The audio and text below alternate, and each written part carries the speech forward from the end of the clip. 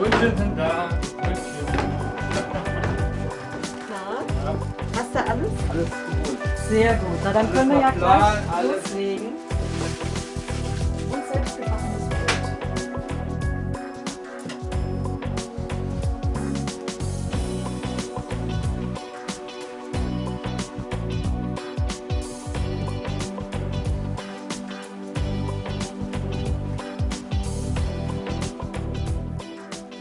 Assalamu alaikum wa rahmatullahi wa barakatuh.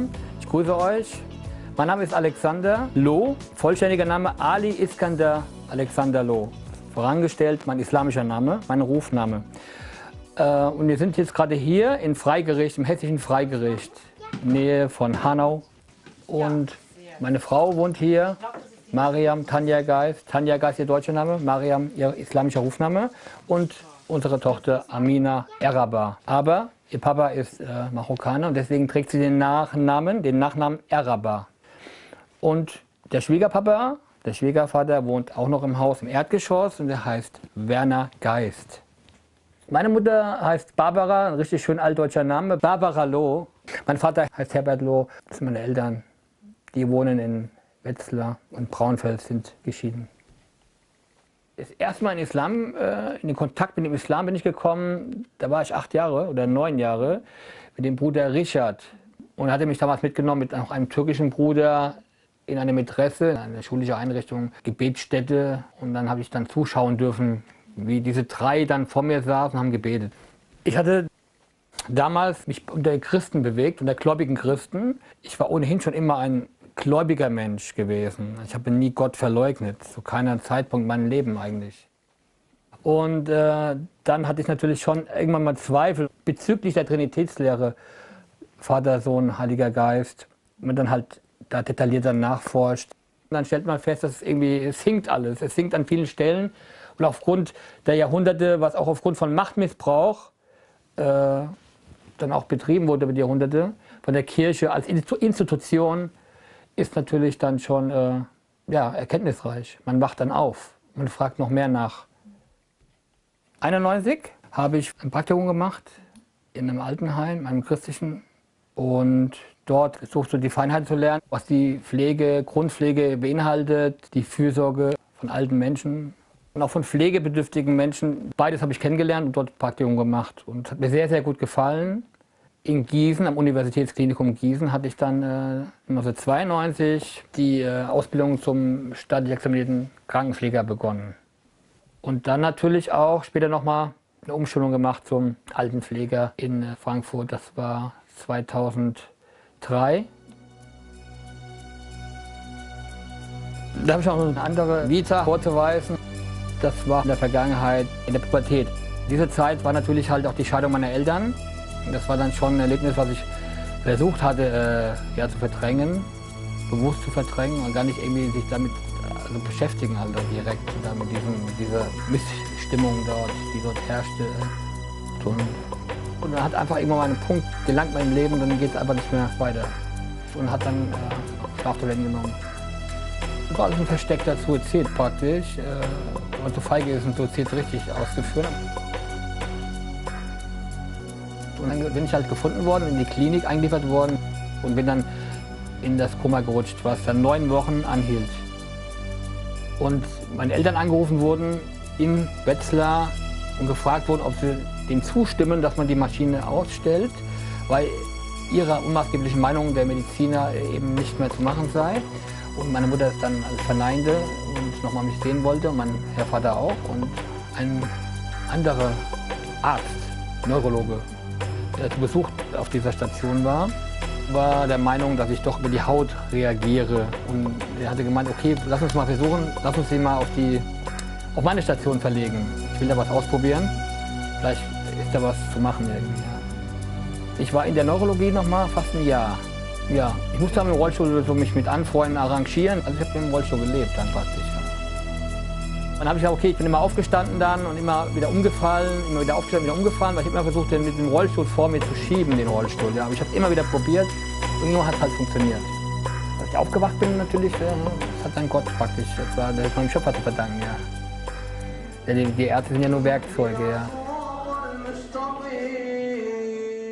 Der nächste Kontakt mit dem Islam fand 2001, 2002 statt. In Form von damals dieser Medienberichterstattung, die ich wahrnahm, Fernsehkanäle, also überhaupt diese hiesigen Medien, was sie über Islam berichtet hatten.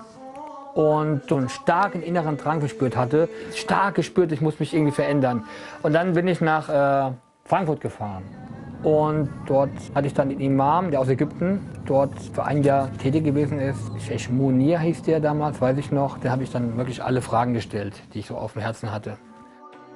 Und dann hat er mir auch die alle zur Zufriedenheit beantworten können. Und habe mich dann für den Islam entschieden, weil er für mich dann wirklich die Vervollständigung aller Schriften war. Als ich die Shahada gesprochen hatte, zu diesem Zeitpunkt habe ich mich wirklich absolut frei gefühlt. Ich habe das Gefühl bekommen, so ganz stark, dass ich die Treppen aufsteige und dass ich einfach angekommen bin. Ich habe die Tür geöffnet, die bis jetzt für mich verschlossen geblieben ist. Ich habe angefangen, 5-mal zu beten und habe das dann versucht durchzudrücken. Ich habe damals auch nochmal in dem Altenheim gearbeitet, in manchen Altenheimen, und hat dann dort bekundet, dass ich aber höflich natürlich, ob ich dann weiß, dass ich Muslim bin und dass ich halt auch hier Platz besteht, dass ich hier vielleicht mein Gebet machen kann. Und ja, die hatten seltsam reagiert. Ich war ganz konsterniert. Die hat gesagt, ja, das habe ich ja jetzt gar nicht so gewusst, aber ja, okay, kann man machen. Und dann habe ich irgendwann auf der Station einfach gebetet. Das heißt, auf der Station, da war eine Nasszelle mit abschließbarer Toilette. Und da habe ich mich da eingeschlossen und habe dann dort in dieser Nasszelle mich gewaschen und mein Gebet dort gemacht. Meine Familie hat, als ich zum Islam konvertiert bin, waren erstmal geschockt, beide. Mein Vater hat es vielleicht nicht ganz so ernst genommen.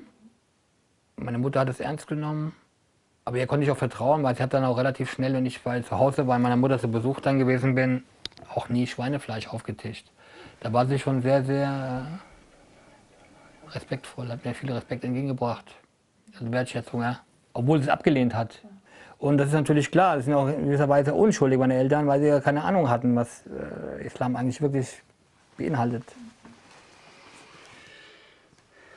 Die zweite Konvertierung fand statt zwischen 2010 und 2011. Das war aber ein Prozess, man müsste das als einen Prozess bezeichnen. Wenn man die Geschichte versucht objektiv zu betrachten, wenn man die historischen Bücher dazu nimmt, die säkularen Bücher, die schiitischen Quellen und die sunnitischen, aufgrund der Tatsache, dass ich es eben getan habe, bin ich zu einer anderen Schlussfolgerung gelangt. Also ich muss sagen, den Koran habe ich erst verstanden, seitdem ich Schiite bin.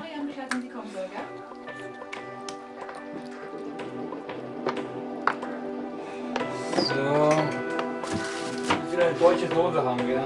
Ja, ich hätte gerne Soße.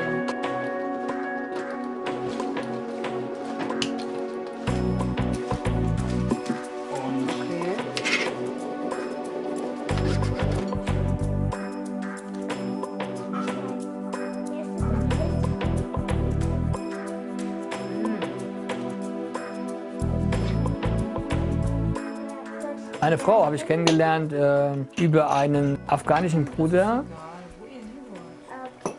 Er ist irgendwann an mich herangetreten, hat erwähnt, dass es doch auch eine Schwester gibt, die einen Bruder sucht zum Heiraten, möglichst einen deutschsprachigen, deutschen Bruder. Und dann hatten wir uns getroffen bei ihm zu Hause und dort habe ich meine Frau dann auch kennengelernt. Ich bin dann ins Wohnzimmer getreten und dann hat halt meine Frau da gesessen und halt auch die Frau von meinem Bruder her und halt Kuchen aufgetischt und Leckereien, Süßigkeiten und Kaffee. Ja. Und ich hatte also beim ersten Mal sie schon sympathisch gefunden, aber noch nicht jetzt in dem Sinne, dass es jetzt unbedingt sein muss. Aber es kam dann einen Tag später, als ich zu Hause gewesen bin. Ja. Und habe dann irgendwie gedacht, okay, warum ruft die nicht an? Aber das war mir ganz fremd. Natürlich habe ich ja wissen müssen als Muslim, dass man eigentlich als Mann anrufen muss. Irgendwann habe ich dann den Bruder gefragt, diesen afghanischen Bruder, sagte ja, ob ich doch ganz klar sei, ich habe ja gar nicht ich muss ja anrufen dort und nicht sie. Hallo Mariam Can. Hallo. Alles klar. Ja. Alhamdulillah. Ja. Wir sind beide geschieden und ich habe zufälligerweise einen damaligen entfernten Bekannten aus einer früheren Moschee in einem Amt wieder getroffen. Ich war nämlich gerade auf Wohnungssuche und ich war alleine und dann hat er ein bisschen gestutzt und hat gesagt, oh hier, warte mal, Ich kenne da einen Deutschen, der ist auch gerade geschieden, der sucht eine Frau. Und hättest du Interesse, ich vereinbare ein Treffen mit euch. Dann habe ich gesagt, klar, ist kein Problem. Dann haben wir uns dann nochmal getroffen, dann der Stadt, hat sie mich besucht in Wetzlar, dann wie gesagt, und war noch jemand dabei. Also unser erstes An Silvester. offizielles war an Silvester. Da haben wir uns im KFC getroffen, Kentucky Fried Chicken in Offenbach. Halal Kentucky Fried Chicken, ja. Halal, damals war es glaube ich noch Halal. Ja. Und da konnte man dann schon ein bisschen entspannter miteinander umgehen. Aber ich war immer noch recht zurückhaltend. Ich habe ja, wie gesagt, meinen Mann erstmal als Sunniten kennengelernt. Auch als ziemlichen, wie ich dachte, Hardliner. Ich kann ja jetzt nicht ins Herz reingucken. Ich wusste ja nicht, wie es da aussieht. Aber er hat mir dann später gesagt, dass er wohl schon halb-halb, also halb Schia, halb Sunni war. Und im Laufe kurzer Wochen eigentlich hat er mehr so den Einfluss vom Hussein dann Auch wahrgenommen. Selbstforschung, aufgrund von der- Selbstforschungen dann wahrgenommen. Über den Bruder Hussein, den ich dann getroffen hatte nach vielen, vielen Jahren, der kenne ich schon viele Jahre, diesen Bruder. Und dann hat er mich eingeladen zu sich nach Hause. Und einen Tag später sind wir in diese Al-Amin-Versammlung dann gegangen. Da war ich dort und habe ich ein bisschen noch in ihrer Praxis kennengelernt, Islam zu leben. Also ich bin, nachdem ich jetzt auch mich für den Weg des Wilat al-Faqih, für die Religion, für die schiitische Rechtsschule entschieden habe, natürlich zu den Iranern gegangen, auch wenn dann Trauerzeremonien stattfinden, ja, oder einfach Geburtstage von Imamen. Einmal stirbt ist ein Todestag von dem Imam. Also mein Mann hat mich dann auch im Laufe der Zeit mit ein paar Büchern versorgt, Gott sei Dank, weil ich kannte ja gar nichts von der Schia. Und dann das zweite Buch, was mich ganz wesentlich überzeugt hat, war von Dr. Mohammed Tijani Samawi. Daraufhin wurde ich rechtgeleitet. Die schlimme Vergangenheit und seinen nicht so schönen Dingen, die er da gemacht hat, hat er gleich am Anfang erzählt und das fand ich sehr beeindruckend. Und ich habe gedacht, wow, wenn ein Mensch so offen und ehrlich ist, dann ist das eine sehr gute Basis. Dann wird er mich auch nicht hintergehen. Und das hat mich beeindruckt. Gott hat ihn wirklich rechtgeleitet. Er hat ihn aus dem Morast rausgeholt und auf die richtige Bahn geschubst. Also nach einem Zeitraum von 2 Monaten, dann haben wir dann wirklich den Sack zubinden können, haben eine Entscheidung getroffen. Wir haben gesagt, jetzt ist es in Nägel mit Köpfe gemacht und jetzt haben wir soweit uns kennengelernt und sollten das doch angehen.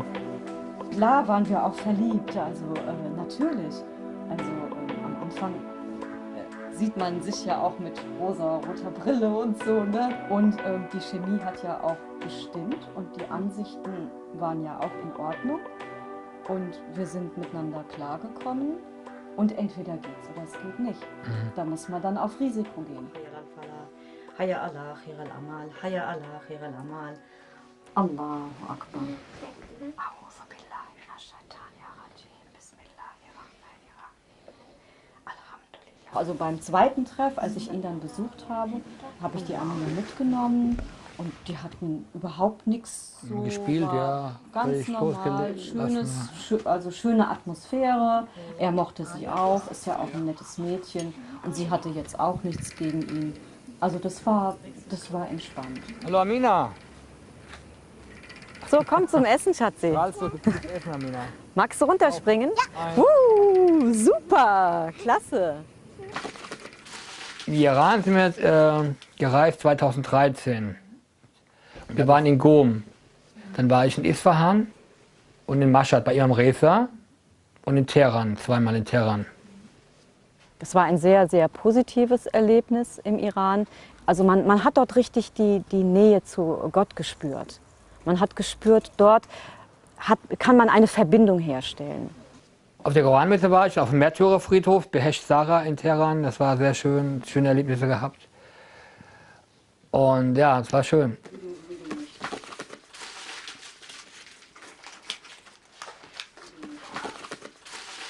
Also ich habe heute nachher vor, gegen Nachmittag, zusammen mit meinem Freund, einem Bruder im Islam, Ali Zain al-Abidin heißt er.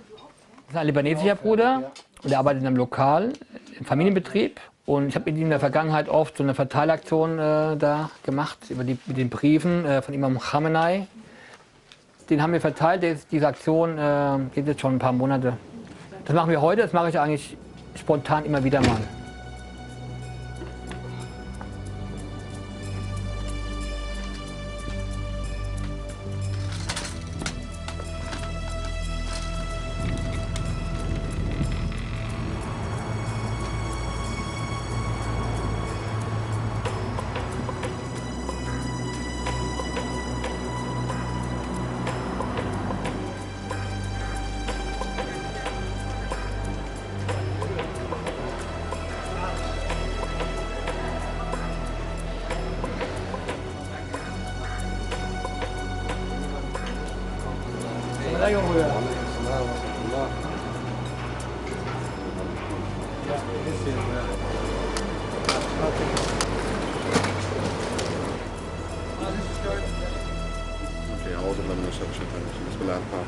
Ich bin Ali Zaladine, ich bin 21 Jahre alt. Wir sind gerade an der Hauptwache in Frankfurt am Main. Das ist ein Familienbetrieb aus meiner Familie, der Mann meiner Schwester. Da haben wir vor 6 Jahren geöffnet. Hier ist meine alltägliche Arbeit. Ich und der Bruder Ali Iskandar, wir kennen uns aus der Universität in Langen, in der Al-Mehdi-Schule in Langen.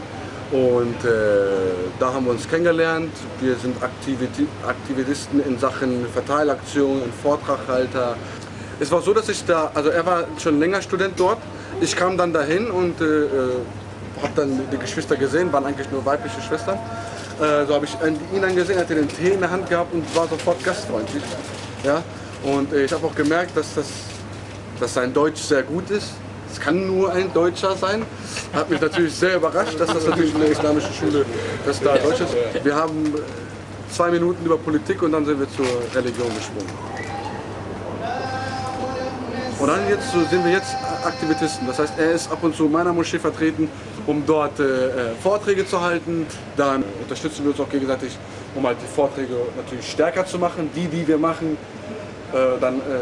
Ab und zu hat er seine Vorträge und ich bin dabei, ab und zu habe ich meine Vorträge und er ist dabei. Wir sind auch sehr aktiv im Internet, weil wir uns klar an die Barmherzigkeit unseres Propheten, Frieden und Segen auf ihn, halten.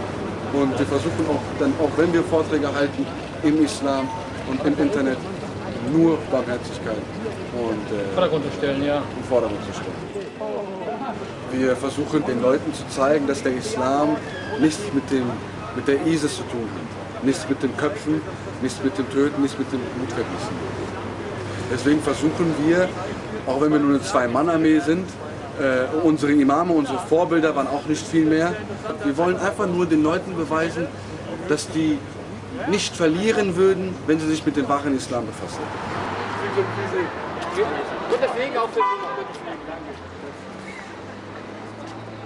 Ich schreibe darüber Blogs. Dann schreibe ich oft auf Muslimmarkt, riesige Webseite von Dr. Bruder Yavuz Özgürz. Und da schreibe ich halt für diese Zeitung Muslim Aktuell, dass man sich diese Sachen mal annimmt, dieses Modell, dass man islamische Altenpflegeeinrichtungen irgendwie etabliert in Deutschland. Da habe ich darüber Berichte geschrieben.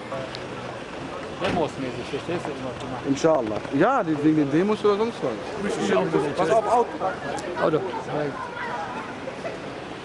Wir gehen nachher in das Imam Mehdi-Zentrum nach Langen bei Darmstadt. Dort ist der Imam Sheikh Mashkur.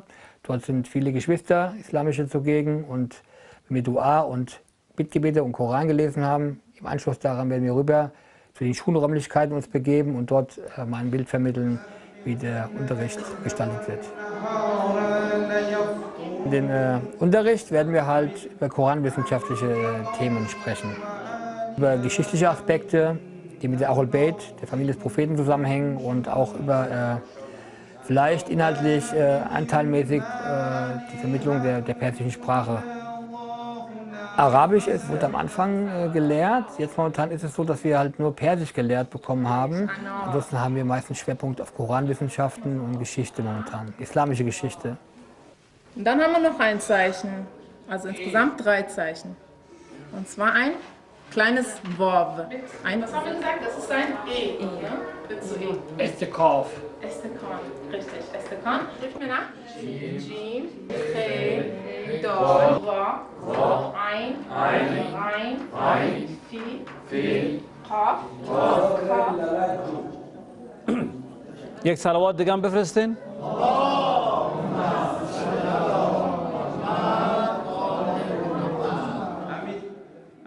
بسم الله الرحمن الرحیم. الحمد لله و الصلاة و السلام علی رسول الله. Ich bin Zakaria Mashkur, in Kabul geboren, 71. Im Iran studiert in Hause Mashhad. Ich bin seit 2004 bin beschäftigt in Deutschland, in Paderborn und ein paar Jahre in Hannover. Wir haben eine andere Moschee in Kassel gegründet und auch ich arbeite mit Imam Mahdi Kulturzentrum seit 5 Jahren. 800.000 Schiiten sind in Deutschland. Aus diesem Grund haben wir hier neben der Moschee ein Haus, ein Institut für Islamwissenschaft, für Imam-Ausbildung und auch Lehrerinnen-Ausbildung. Unsere kleine deutsche Gruppe auch war unsere Empfehlung und auch unser Ziel. Hier ist Deutschland, wir arbeiten für Deutschland, Islam in Deutschland, Schia in Deutschland, deutsche Schiiten.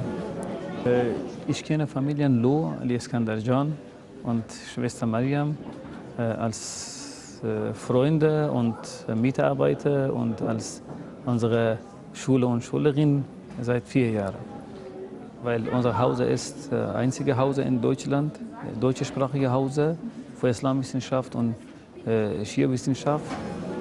Bruder Ali Iskandar Lo hat viele Aktivitäten. Er ist sehr akkurat, sehr aktiv, zwischen hier, Berlin, Hamburg, viele andere Städte.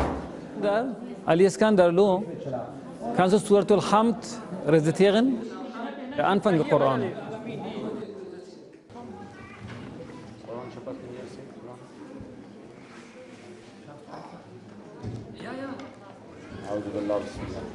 بسم الله الرحمن الرحيم قالوا أإذا متنا وكنا ترابا نحن Ich sehe es als Berufung an, in der Gesellschaft das Bild vom Islam, was existiert, was pervertiert dargestellt wurde, zurechtzurücken, dazu beizutragen. Zu einer objektiveren Sichtweise beizutragen. Das den Menschen zu vermitteln, dass ich das vorlebe auf eine schöne Art und Weise, den Islam. Und dazu fühle ich mich berufen, eben ein Khalifatullah zu sein, ein Stellvertreter Gottes auf Erden.